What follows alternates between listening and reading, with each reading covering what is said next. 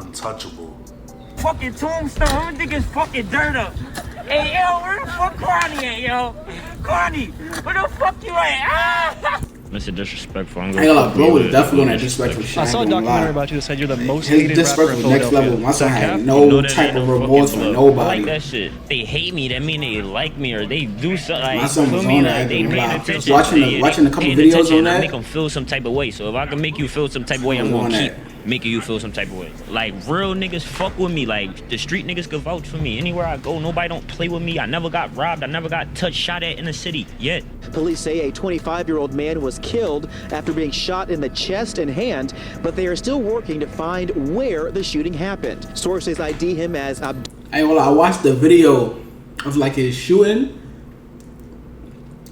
Shit look like a setup. I ain't gonna lie, shit definitely look like a setup. The time that car pulled up next to this car and they shot exactly where he was at in that car, shit definitely was a setup. I'm not even gonna lie.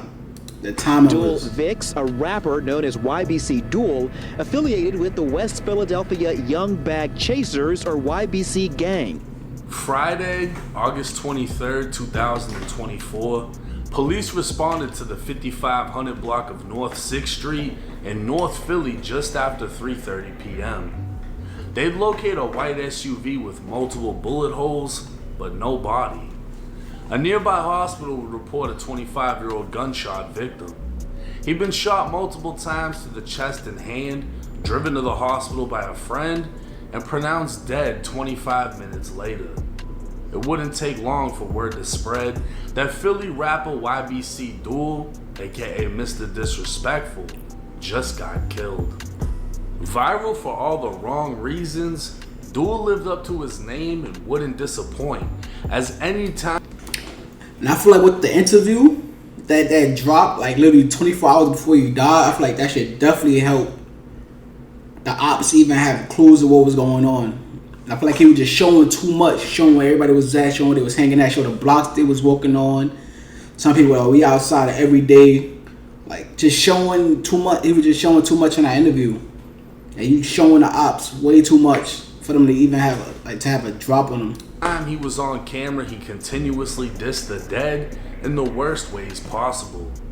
Only a day before he was killed, YouTuber Brandon Buckingham would drop a documentary-style video titled "The Most Hated Rapper in Philly." Brandon would cover Dul's original story, his ties to the Young Bag Chasers, or YBC gang, and how murder and violence transformed Abdul Vix into Mr. Disrespectful. Now, Brandon would drag nuts through the trenches of Philly as he clearly risked his life vlogging with the city's top op in the most nonchalant way. The prospect of possibly getting shot just walking around make you nervous at all, or I mean, what's your thoughts on it? I ain't gonna lie, bro. You should be nervous though, bro, cause walking with me a bad job. A week before the documentary dropped, Dul would drop a song called Mick Buckingham featuring Brandon. The comment section would seemingly agree Brandon just became YBC after Dul dissed a shitload of people on the song.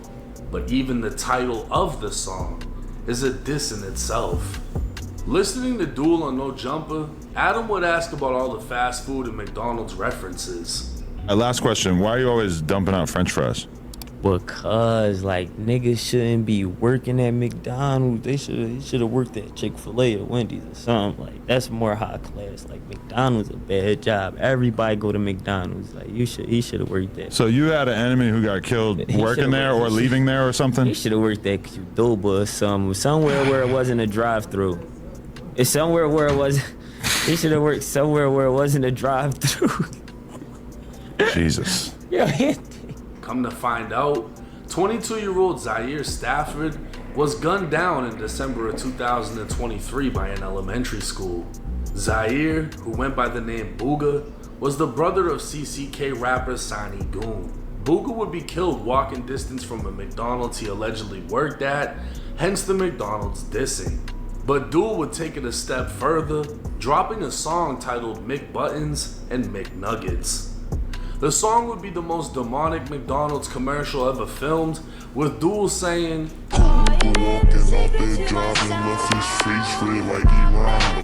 Reddit would pretty much piece together the murder after all the clues Dul left, alleging Booga got off work and got killed walking home. But this wasn't a made-up conspiracy. Dul dropped McButtons and McNuggets Part 2, and the opening line of the song was, "We catch niggas while they clocking out. Nigga worked at McDonald's."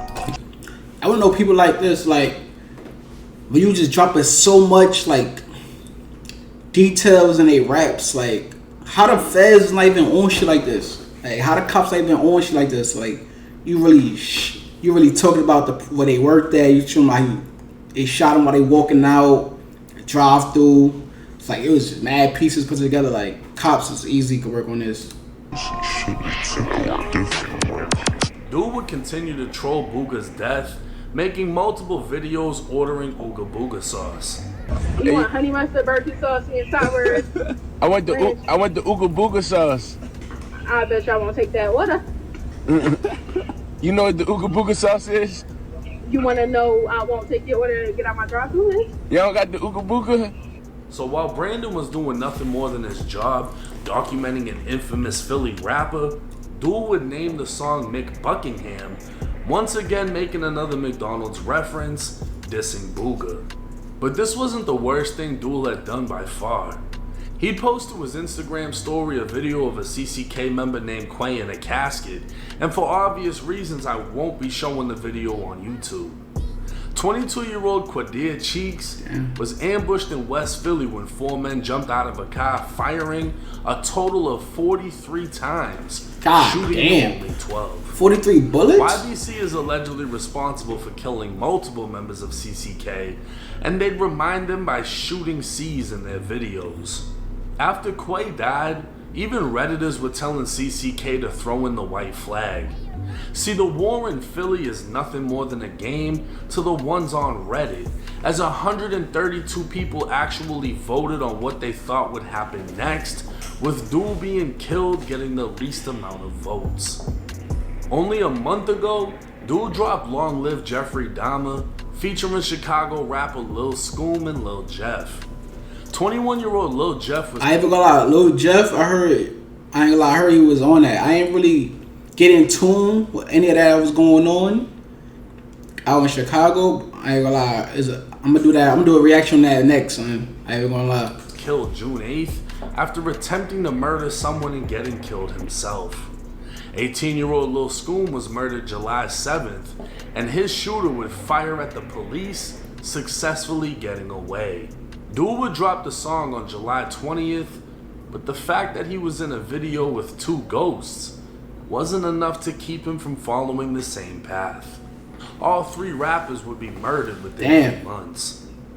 Dul's death was enough for Chicago's Lil Reese to make comment, and Philly's own Meek Mill would also speak up, and again speaking on the dead.